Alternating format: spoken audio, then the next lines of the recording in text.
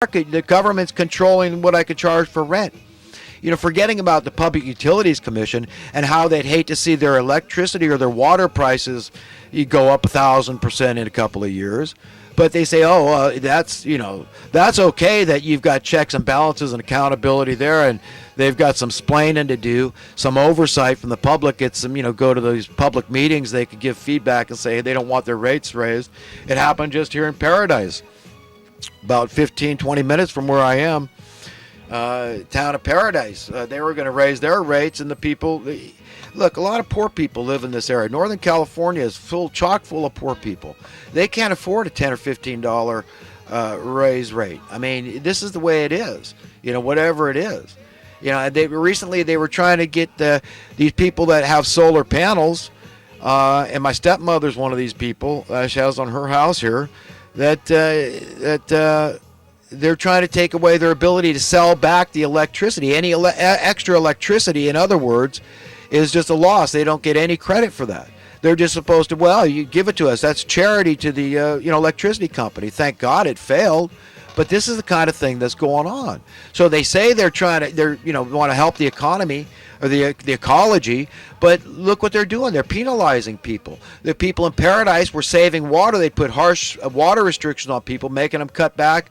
I forget what it was. It was a solid 25% at least. I think it was actually more than that. People were told to cut back under mandate of law, and they did that successfully. And then they get penalized because the sales of water go down. You see, this is how this whole thing works. So nobody knows up from down, right from wrong, nothing. People are just completely baffled, befuddled, and discombobulated, and that's the way they like us. They like you to not understand basic economic principles. They like you to not be able to call shenanigans on them. You say, hey, you're manipulating these markets, and governments, you're the most pernicious, you're the worst culprit of all, because you're supposed to be the authorities protecting us. No, you're supposed to be us.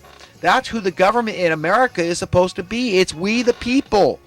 But you're working with these special interest groups that all have an interest. Why does the government have an interest in driving up real estate prices? Because it raises their tax base. They get more revenue for their coffers. It's all very simple. So they see their numbers go up. They say, hey, I'm okay. I don't care about inflation. As long as my numbers keep going up to counteract that, to offset that, I don't care. You see how divisive this whole system is?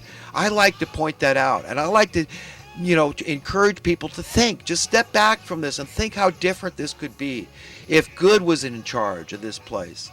How different this could be. How much fun it could be when we serve one another. Okay? How easy our lot could be.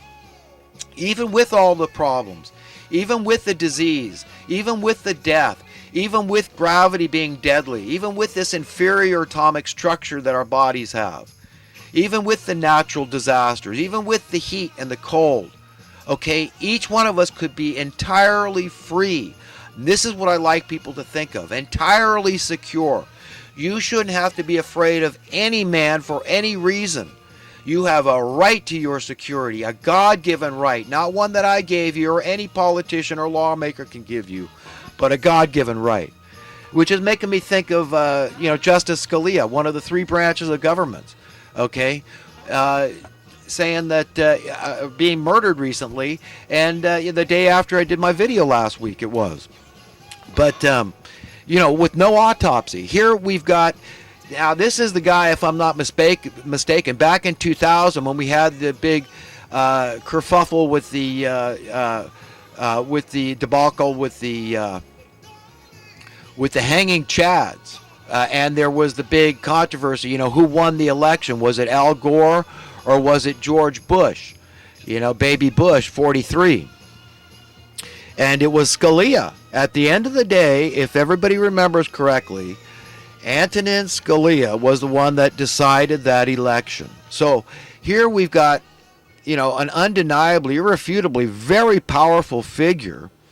And controversial figure at that, because he was known to be a pretty determined conservative, I would say, which is not a bad thing. I mean, what is conservatism? To me, it's just caution.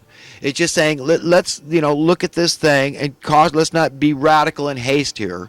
Let's look at our Constitution in a very pragmatic way and interpret it as such. We don't need big changes. It's not the Supreme Court's job to make big changes in the government if we have sound constitutional principles. We've got the Bill of Rights. Okay, we've got the Constitution. We've got the best laws in the world already, is what guys like Scalia were pointing out, and this is a good thing. I don't know if I believed he was right about the election in 2000. I actually thought that maybe Gore had won, and I think a lot of other people did, even though I had voted for Bush. My issue at the time was all about abortion, and I couldn't stand Clinton. That was another thing that pushed me Republican, was Bill Clinton. I could not stand him at all. The whole 8 years was torturous. I saw what he did. I saw the loosening of the banking regulations under his reign of terror. I saw the Whitewater scandals, being dragged through the mud, the whole country with his sexual deviance, and I couldn't stand him. But nevertheless, I still thought Al Gore had won that election. But I don't know what Scalia knew that myself and the general public may not have known.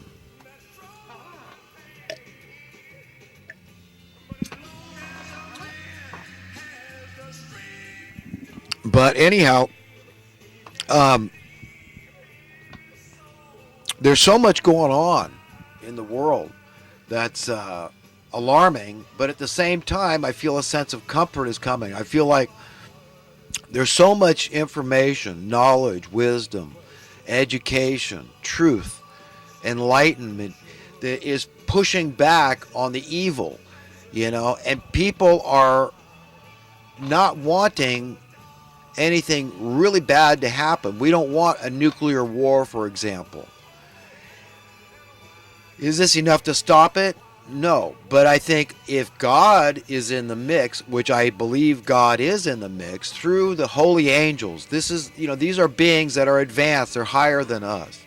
So I believe they're in the mix. These are the guys that when human beings fail, when we can't do our job in standing against the evil rulers, that's when these beings get involved. And there was a period like that in our history, and it happened back in the 40s when we dropped the bomb on Japan and Nagasaki and Hiroshima. That's about the time it signaled to God that we could not handle our own affairs. Because you understand that a nuclear war is nothing to take lightly. In the event of a worldwide catastrophic nuclear war, there's this thing called mutual assured destruction.